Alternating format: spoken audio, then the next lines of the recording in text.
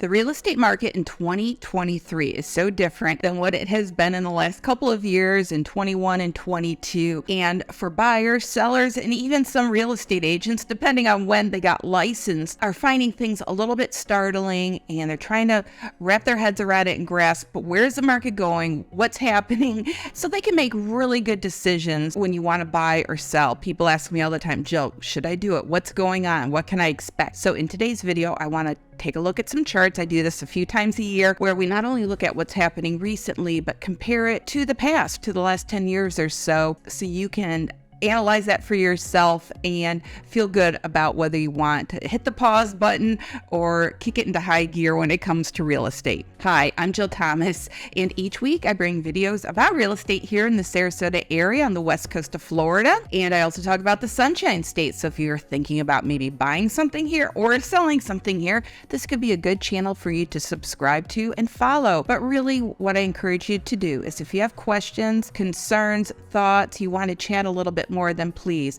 give me a call, text, or email me. I'm here to help you out. Okay, so like I said, in today's video, I'm going to look at a number of different charts, different categories, break it down a little bit to help you understand where the market has been so maybe you can feel a little bit better about the future. Number one, active inventory. The program I'm using today to show you the history of our statistics is called SunStats. Now, unfortunately, it's not available to you as the average consumer, but to me, as paying Florida realtor, I pay dues every year. And so this is one of the tools that I get as a result of that. So in the end, if you would like some of these images, some of these charts, let me know. I'm happy to share those with you. So in this, we have some flexibility on what we'd like to look at. I am focusing on Sarasota and Manatee Counties because, of course, this is the market I work in. I went back 10 years. Most recent right now is March of 2023. So I went back to March of 2013, and all price points, all types of properties, single family homes, condos. I did not limit anything. So we're just looking at everything. It's a really big picture here. I didn't, narrow down or focus it down any more than that. Just location really is what it is. So with our active inventory, this March, it was 5,700 properties on the market. Going back 10 years, just over 7,000 properties. Now we definitely see this lull here. This was during our COVID years where the inventory is really low, under 2,000 properties, like 1716, look at 1427 on the market. So the inventory did not match demand at all. So this is where we saw a lot of multiple offers, crazy terms. So that's settling down. We still are seeing some multiple offers. I was just in a multiple offer situation a couple weeks ago, and we got it. So that was great. And the buyers did not have to do anything too crazy in order to get that. So they're very happy. Now, of course, you can see all these ups and downs with the exception of this little area here. We're very cyclical, up and down, up and down. Now these peaks are February, January, March. This is when we have more people down. I think some sellers are here to be able to prep a property to sell. And a lot of people just assume, hey, there's more people here, so let's get it on the market so we can get more eyes on it. But keep in mind that if you list outside of peak season, people are still looking and the competition is a lot lower. So there's something to say about doing it not during peak season. So my word of advice always to sellers is list when the time is right for you. Don't try to find the most perfect time to do it, because you'll drive yourself batty if you really focus on that a little too much. I have probably more people coming down right now this spring and summer than I did during season who are wanting to purchase. So don't wait for January and February and March to list your property. Just do it when the time is right for you. I think that's the best approach. But you can see active inventory has been really low. It's creeping up. Here we did have a spike, but I think just because this was so low. So this went from, this is interesting, February of 2022 to July of 2022. And now it's not quite as spiked. We had January, February, March here. So it'll be interesting to see what this looks like in about 6 months from now. But here's our active inventory. All right, so now number 2 is our percentage of cash sales. We're definitely a strong cash area. So you can see here in March of 23, 47.9% of our sales were cash. Now keep in mind, this is for all types of properties, all price points. So the lower price points tend to be cash. More cash than not. Can also vary between single family home and condo and one county to another. So they fluctuate a little bit here and there, but I don't want you to be fearful if you are not paying cash, you're getting a loan. It's okay. We'll get you something. Don't worry about it. It's gotten a lot better because before it was really a challenge when people weren't paying cash prior, like in 2021, 22. So you can see here we had a bump up. 55.6% of our sales were cash, but look at even way back here in 2014, 64.2%.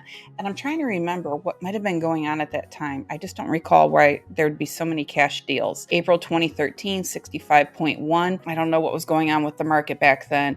I got licensed in 2008, so I definitely was active during those times. I just don't recall. And then in recent years, our lowest was 32.4, but that's June of 2020. That's when COVID was really a thing. And I think maybe people were fearful of what was going to happen. And so they didn't want to, let go of their money. So they were getting more loans. Like I said, don't be fearful though. We can still find you something, if you are not paying cash, if you're getting a mortgage, it's okay. I'll work with you. It's good. I don't want you to be scared of that. Number 3, we're going to talk about closed sales. So this is a hard number. How many closed sales we had in a particular month.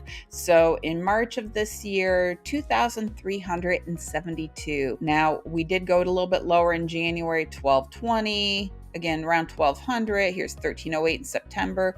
We had a peak of 3,426 in March of 21. Let's go back a year ago. Yeah, March of 22, 2,449. So look at that. Like things were crazy last year in 2022. It was still crazy because keep in mind that closed sale number, the property had to go under contract in January or February, most likely. Could have been some new construction closing up from the year before, things like that as well. In May of 2022, 2,561.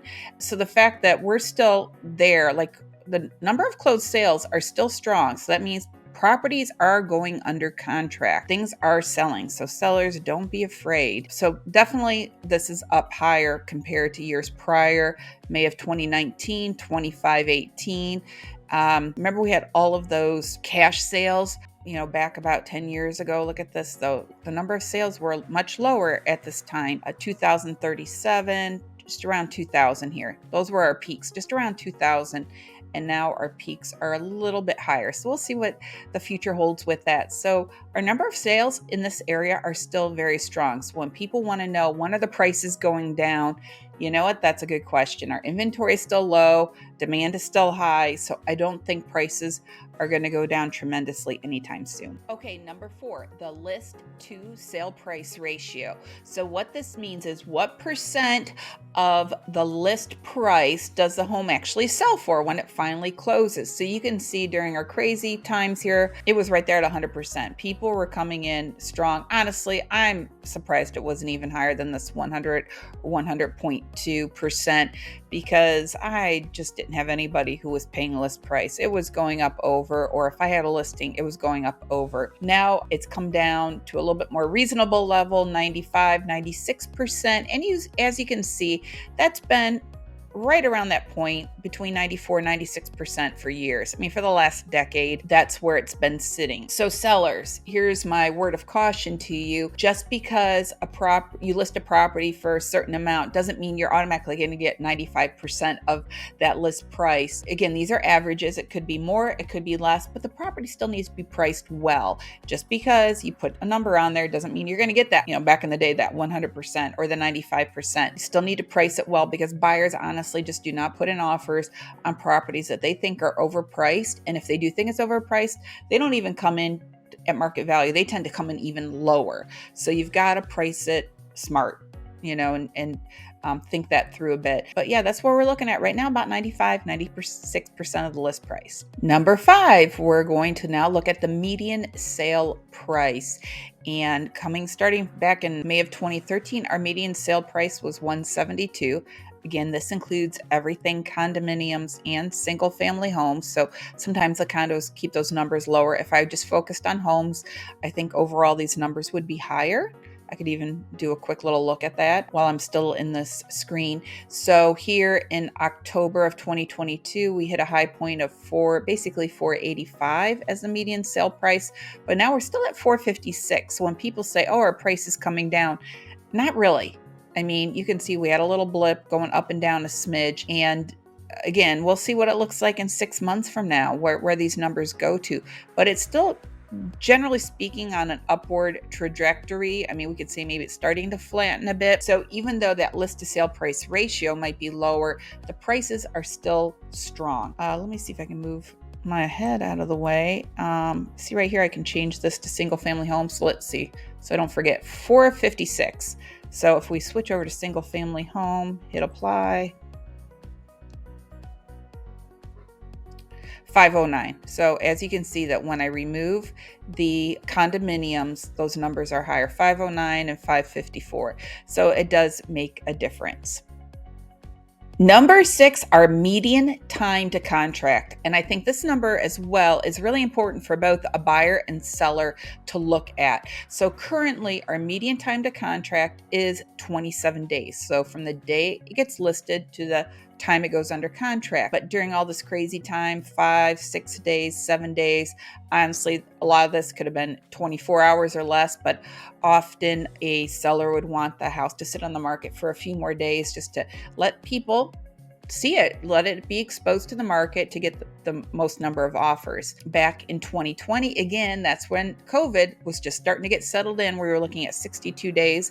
There was a bit of uncertainty. June of the year before, 61 days. So higher, this is still more normal, around, let's say 40 to 50 days, 60 days was normal. We're still at just 27 days. So people got comfortable with the idea and the hoopla of properties going under contract so fast. So now that it might take a month, both buyers and sellers think, well, what's the problem? A buyer thinks, what's wrong with the house? It isn't under contract yet. A seller thinks, what's going on? Why isn't my house sold yet? Okay, 4 weeks right now that's average. So if it's average or median, it could be 3 weeks, it could be 6 weeks. So don't be afraid, just because a house doesn't go under contract in the first week like it was before.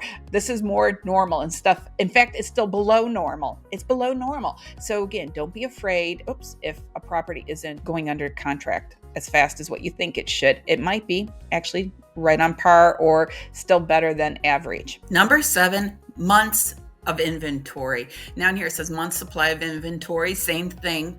Now, the rule of thumb is if you have around 6 months of inventory, that is considered a buyer-seller market. Really, we could even say 5 to 7 months, a little bit of a cushion or gray area on each side. So keep that in mind.